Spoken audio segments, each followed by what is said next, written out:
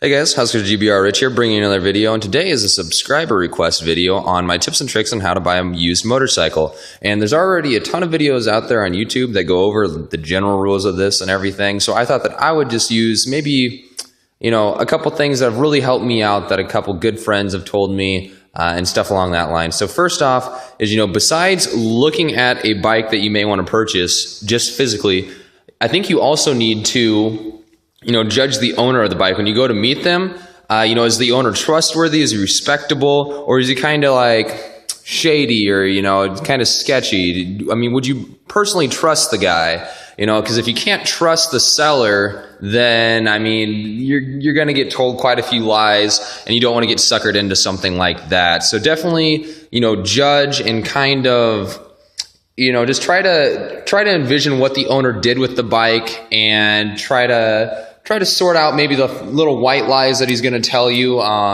Definitely don't go looking to buy a motorcycle not knowing that much about bikes in general. You don't want to be fed a ton of lies, and believing them to be true. So if you're not that familiar, bring somebody else with you. I've always brought a friend that's a motorcycle mechanic with me just to do all the physical stuff with the bike and whatnot like that, and maybe see something I wouldn't. But, judging and trying to profile the owner is a big one. Secondly, a lot of sports bikes have cages and frame sliders, and it may look like my bike hasn't ever been down or dropped, but if you look closely here on the frame slider, I don't think it's going to focus that great on it, but you can see that it's actually scuffed up a little bit.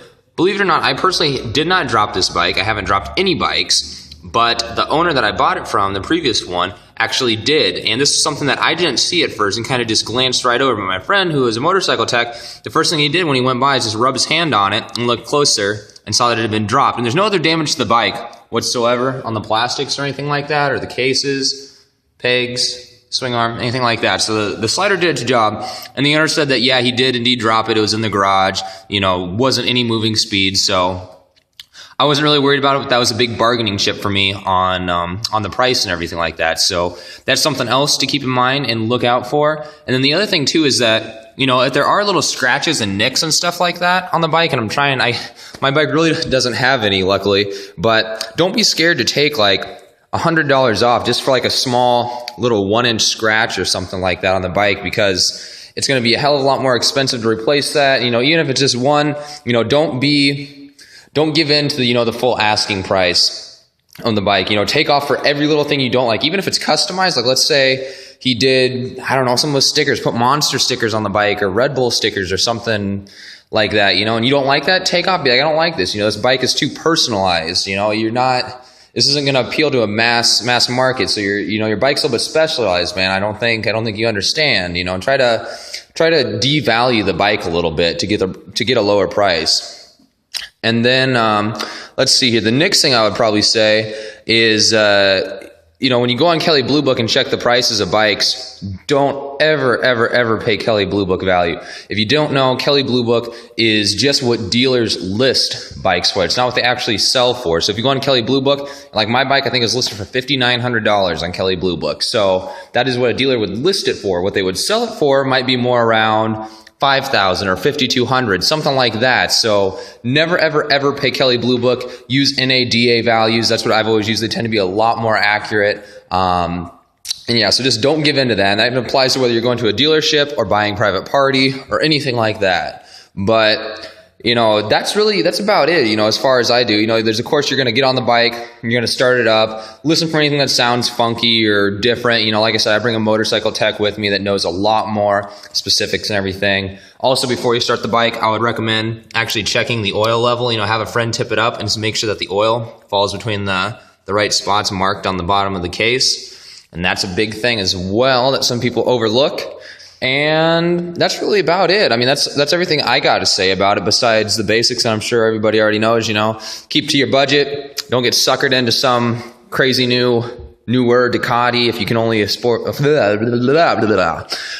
get suckered in to some crazy new Ducati if you can only afford like a $3,000 or $4,000 bike. Stick to your budget, stick to your guns.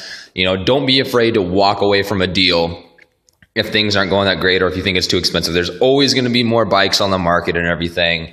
You may get really attached to a bike, and that's something else. Don't show that much emotional attachment to a bike. Like, don't go, like, you find out that the bike that's being sold has a Two Brothers exhaust pipe, and you really like Two Brothers exhaust pipes. Don't be like, oh man, I love that Two Brothers exhaust pipe. That's great. I can't believe you got that. That's perfect. That's my favorite. You know, don't say stuff like that. Just be like, yeah, I like the exhaust and everything. You did a good job. It's very clean looking. I like what you've done with it.